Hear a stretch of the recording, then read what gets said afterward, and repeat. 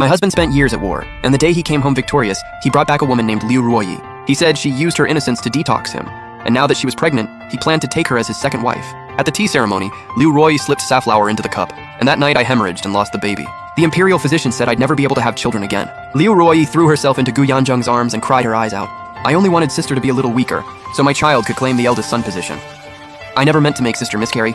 I'm willing to have the baby in my belly adopted by sister to atone. Gu Yanzheng held her close, his face cold and unreadable. Since it's already come to this, we can't harm Ruoyi's pregnancy any further.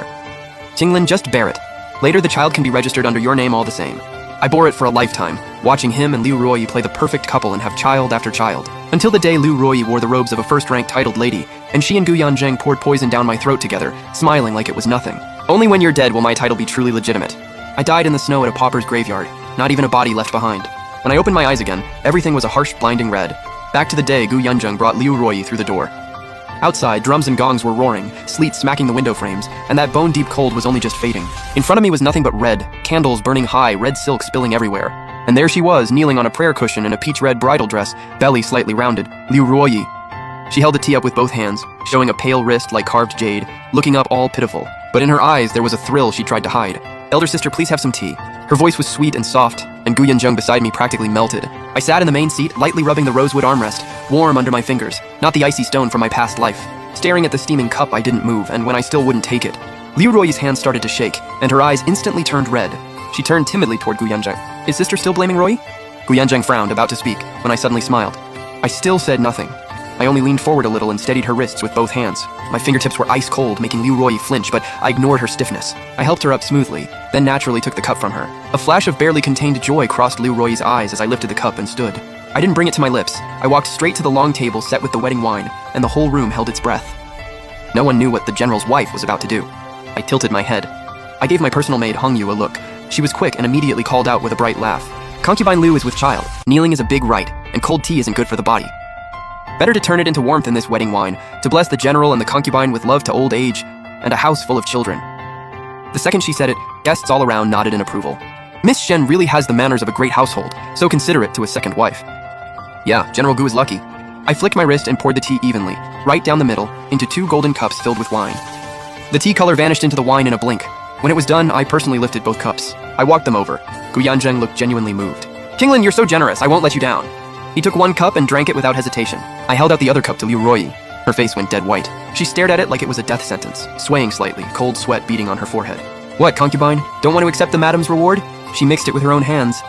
Gu Yanzheng had just finished the wedding wine. His throat warmed, his mood lifted. Seeing Liu Ruoyi stalling, he immediately looked annoyed. Ruoyi, Qinglin did this for you, don't be rude. Liu Ruoyi bit her lower lip and looked up at me, while I stood quietly between the snow and the red candles. My brows were gentle, my expression calm, only my eyes were dark, like 2 bottomless pools of cold water. With everyone watching, Liu Ruoyi's hand trembled badly. Under Gu Yanzheng's urging gaze, she shut her eyes. Like she was swallowing blades, she tipped her head back and forced the wine down. The guests erupted in cheers. I watched a drop of wine at the corner of Liu Ruoyi's mouth and covered my lips with a handkerchief. I let out a small yawn, then turned and sat back down, lifted my plain water and took a sip. My gaze swept over the happy couple receiving congratulations, flat and indifferent. 3 rounds of drinking later, the heated floors kept the room toasty. I sat in the main seat, fingertips resting on the rim of my teacup. My eyes drifted over Liu Ruoyi's swollen belly, then I turned slightly toward Hongyu at my side. My gaze paused on Liu Ruoyi's waist for a beat. I frowned like something didn't add up. Hongyu caught on. As she poured, she murmured in a deliberately surprised whisper. Strange. Concubine Liu's belly doesn't look like just 3 months, it looks closer to 5. The titled ladies around us heard that and shot sharp looks at Liu Ruoyi's belly. Whispers spread instantly. Pregnant before marriage. So it wasn't just an accident, it was a secret pregnancy. Shameless. Liu Ruoyi was already guilty, and hearing those cutting comments, the flush on her face from the alcohol drained away. She rushed to defend herself, sprang to her feet, and opened her mouth to speak. But in that instant, her body swayed hard. The wine mixed with extremely strong safflower finally kicked in. Her face twisted. She clutched her lower belly with both hands. Her whole body went limp like her bones had been pulled out, and she let out a piercing scream. My stomach! Gu Yanzheng's face changed. He grabbed Liu Ruoyi as she nearly collapsed and roared. Get a doctor now! Liu Ruoyi was drenched in cold sweat. Her perfect makeup smeared into a mess. In the middle of the pain, she snapped her head up and glared at me with pure venom. You didn't drink that tea. You poured it into the wine. You did it on purpose. She shrieked, voice sharp and grating. Gu Yanzheng whipped his head toward me. Shen Qinglan, how could you be this vicious? Facing the accusation, I went pale, stood up in panic and stumbled backward step by step. I tried to speak, but no sound came out. I could only shake my head wildly. Tears filled my eyes instantly. I looked like someone framed with no way to defend myself. Liu Ruoyi hurt so badly she'd lost all sense. Beyond the pain, The terror of miscarrying in front of everyone swallowed her whole. In her panic, she didn't care about anything. She just wanted to pin the blame on me. There was safflower in that tea. That safflower was something only you knew about. You didn't drink it, but you forced me to. The room went dead silent. Even Gu Yanzheng froze, like lightning had struck him right on the skull. Up on the high seat, old Madame Gu's face turned iron gray. She slammed her prayer beads onto the table. Bang! The sound rang out. I looked at Liu Ruoyi's face, instant terror after she'd let it slip, and I laughed coldly inside. My body went limp and I sank to the floor, covering my face with my embroidered handkerchief, without a single wail. But my shaking shoulders and the sudden pallor on my face sold it perfectly. Shock, hurt, and disbelief. I didn't need to say a word. That one scream from Liu Ruoyi had already nailed the charge onto her own forehead, poisoning the legal wife and suffering the consequences. In the wedding hall, the chatter boiled over. Safflower? That stuff is brutal. A bride walks in carrying an abortifacient to harm the madam? Never heard of it.